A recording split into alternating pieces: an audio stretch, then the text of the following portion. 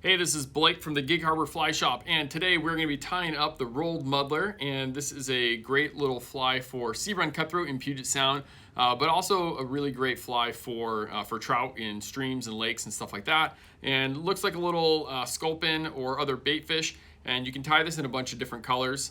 This is more of like a natural deer hair color with silver. I like to tie it also in an olive with gold accents, or a darker brown with copper accents.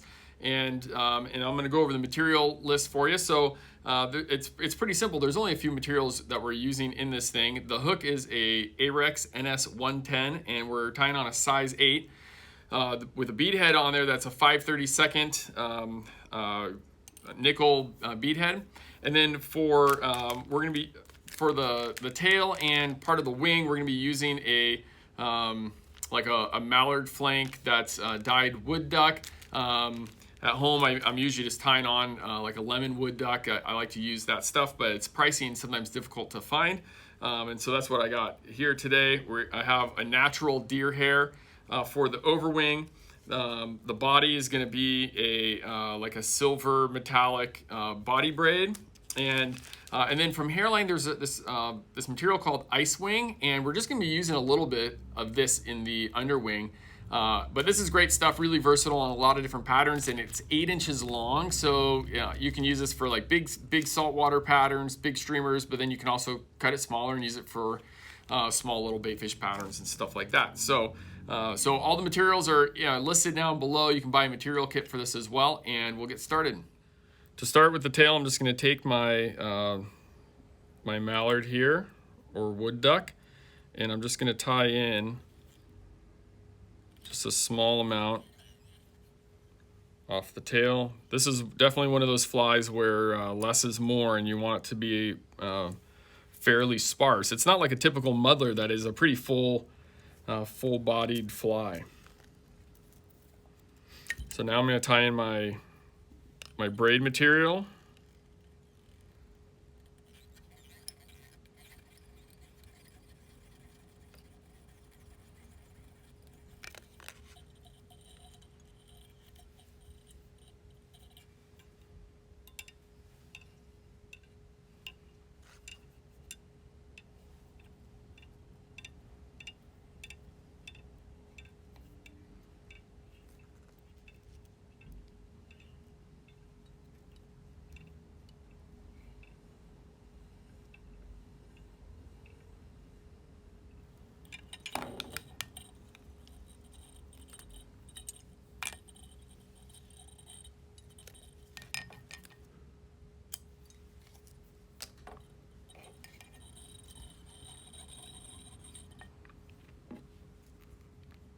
You can toughen the fly up a little bit by just putting a little bit of flow.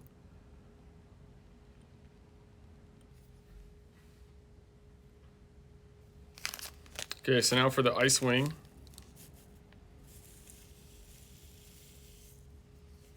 Long fibers. Sometimes they get a little bit squirrely depending on the color. And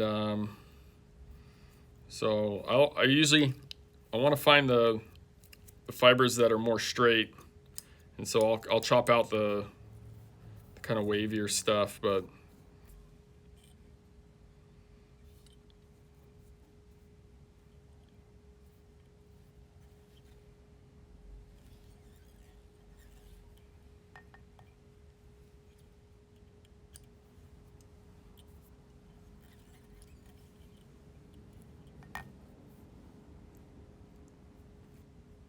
okay, now back to the duck. And for the material, we need to use a feather that has long enough fibers to be able to reach back just beyond the flash to kind of match up to the length of the tail.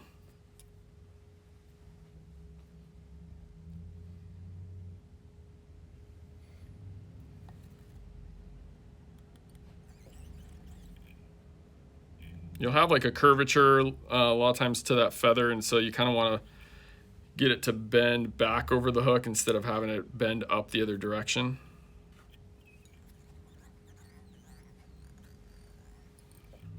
Okay, now for the deer hair.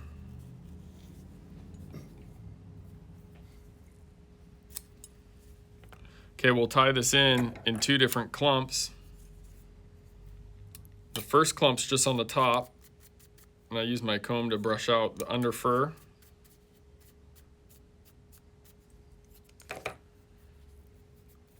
I like to have the tips pretty much lined up, so I'll just kind of stack those in hand quickly. So it's kind of a lot. I'm going to cut most of it out, and it's going to get turned into just the head, but we're going to leave some of those fibers in place. So I pinch onto that hair, and then I make a couple wraps, 2 soft wraps, and then I pull down. And then that third wrap and fourth wrap, I kind of go through the hair. So then this is going to flare a little bit here for me. A couple wraps in the front, and then I'm going to create a stack on the bottom.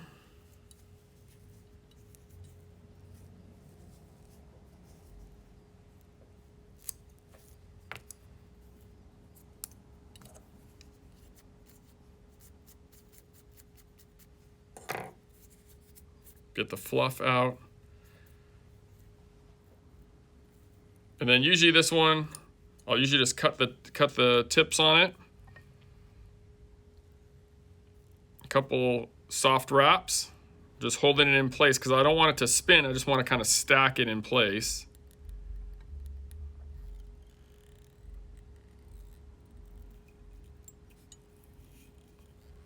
A couple wraps through the hair.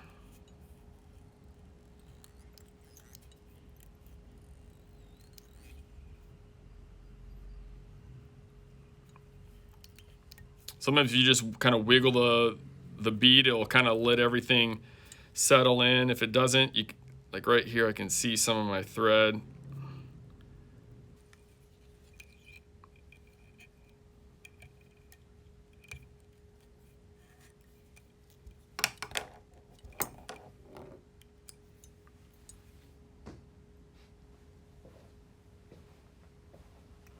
Okay, I have a couple thread wraps showing, so I'm going to hit it with a little bit of Loon UV Flow. Okay, so now I have 2 options.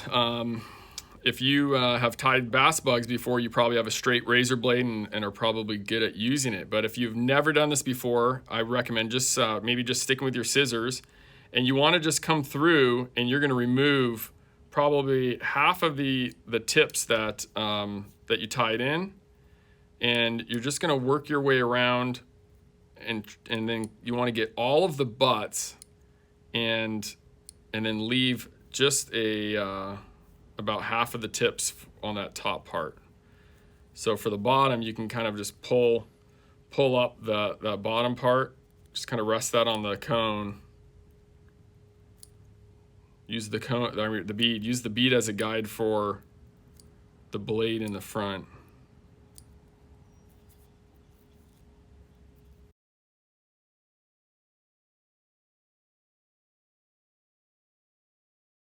And then if you see any of these like little rats sticking out, just kind of go through and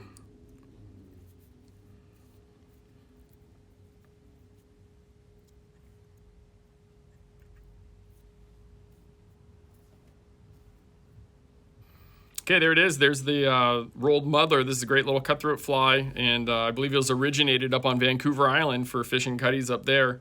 And you can get a material kit and in the description below, as well as materials. And I hope you have some fun out fishing beaches with some rolled muddlers that you tied up yourselves. Thanks for joining us.